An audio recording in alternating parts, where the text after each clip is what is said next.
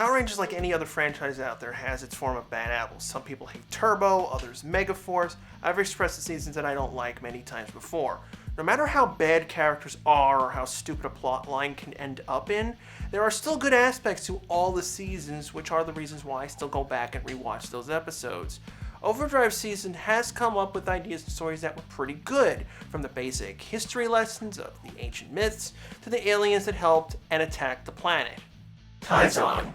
Out of the 6 main characters, a few of them I do enjoy. Taizon is my favorite one, even though he's mostly ignored. But when he was used, he got some pretty good stuff. A common thing is I usually like Rangers that are alien or the 6 Rangers. Their different appearance, like the Aquatarians, their alien abilities like Taizon's Mercury powers, even things like the triplets for the Gold Ranger. What got me to respect him was his 2-parter, Home and Away. We got to learn about his wife. He was happy to be with her again, them being in this fake locked-in dream the Fear Cats did to him. That's pretty screwed up for PR standards. Imagine in Dino Thunder, Zeld Trax locked Tommy into a dream, and that dream had Kim come back and basically fully confess her love to Tommy. Then to just find out it was all a lie. Every fan would want Zeld Trax on the chopping block. The best ways for villains to show their villainy, not just to kill hundreds or thousands of people, but to torment and manipulate the hero because now the person we thought was invincible showed weakness. Along with the villain being ugly, it gives a complete story and motivation to why he hates the Fear Cats and the Fear Cats screw with him back. Zord references. The 15th anniversary for PR, 30th for Super Sentai had all the monsters based off or inspired attacks by previous Megazord designs. Compared to Super Megaforce's anniversary, it's way simpler, but it works. Some of them are harder to figure out than others since they won't look like the Megazord itself, but use an element from it, like Camdor's Garbage Monster having solar panels, which was based off the back Solar Zord. Some you can't even figure out on your own. Scalex in Lights Camera Dax is based off Dragonzord Battle Mode. It was fun guessing game to figure out who was who. More seasons need to do this. Dax. Dax being the second character I enjoyed, he's the one that feels believable, grounded. You don't get too disconnected or annoyed by what Dax does like the others. Mac is this odd, funny guy that clashes with his father. Will, who got super annoying with him constantly quitting or complaining about being a ranger. Rose, while having her purpose on the team, and I did appreciate having this negative type of personality done on PR, was too know-it-all for a lot of things. I don't have to explain Ronnie because the show certainly didn't. Dax had a regular job. It was poking a jab at the film industry, basically what the show does on a regular basis. Stunt performers get almost no recognition without their faces. He does give these funny one-liners or weird stuff that he had to do for work, plus all the in-jokes to the PR episode titles. I thought that was fine. Then you had the episode with Miratrix playing with his emotions. Again, like Taizon, a ranger being screwed around with by the enemy. This was probably the few times Dax could open up to someone and he'd just get slammed into the ground. Call me cruel for liking stories that heartbreak characters, it's just that these types of stories open up the other areas of their personalities. Not just the usual, I gotta save the day, I must not fail. Nobody's perfect.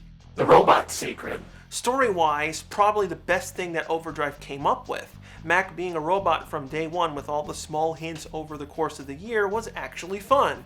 It does have forced moments like where Mac hated his father, they dragged it out too long, then the cop-out Pinocchio ending. Other than that, it's original. I know we've had Robot Rangers before like Justin, but we were tricked for the entire year. It gave resentment between Hartford and Mac. The last time I can think of the show doing that was Lightspeed Rescue with Ryan and his father. It sucked that it was so late in the season. If we had gotten it earlier and it was paced more evenly so that it wasn't just an outburst at the end of the episodes, I would have liked Overdrive more. It would have been the season of personal issues. Even Will was kind of going in that direction, but since his quitting and complaining wasn't really expanded on, I can't count it. World Tour. Jumping around the world to get all these artifacts that led up to finding the gems for the crown was a great idea. You're not stuck in one location. It can involve other people's myths and folktales like Thor's hammer or even that goofy pirate episode. It gave the show some fresh air, loosely teaching kids all kinds of different things, some episodes being funny like when Mac had bad luck or when the Fear Cats used the armor on their mechs. I'm surprised Bandai didn't sell a few of the artifacts in a set for the figures or as a display piece. I like them. Moltor. Moltor is arguably the best of the villains in Overdrive. Flurious and Mirachix being the weakest since they're US characters and aren't used that much in footage. The Fearcats being good rivals to Taizan but aren't always around. It leaves Moltorn being the main baddie. He hates the Rangers the most, and his monsters are the hardest ones to fight. He even kidnapped Taizan and turned him into one of his lackeys, while Flurious had Norg being an annoying idiot. He's more evil than the others, and he's pretty intelligent. He's come up with some interesting plans, like him trying to use Fireheart's scale to make Vulcan invincible. His best plan was capturing Ronnie and just using her as a battery for his Cyber-Rex, attacking and screwing with the Rangers on multiple fronts. Corona Aurora. This is going to be controversial, but I like the Corona Aurora over the Bokenger Precious plot.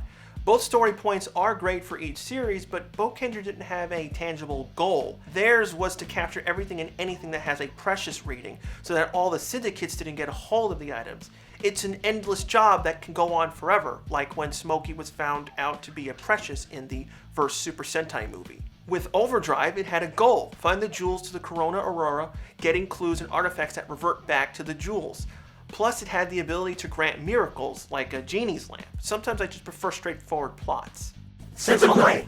While Zubon and Bokenger was fine, that food episode was the best stuff he did, and I didn't forget he's a part of Natsuki's backstory, but Sentinel Knight was more interesting. He's the protector of the crown, he can speak, has special abilities, and does help out in giving a few Rangers their powers back.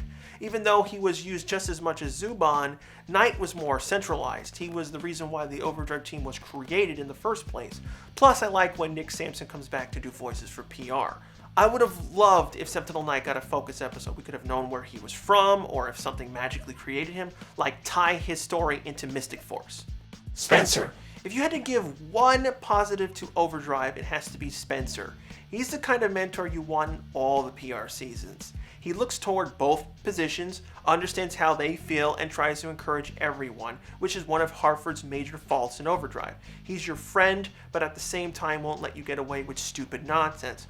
Plus, he can work under pressure and help out the Rangers when needed, since he knows everything. He's the Alfred of the PR universe. Without Spencer, I don't think the Rangers would have stuck together for the entire year. In many ways, he's much like Zordon. The Look.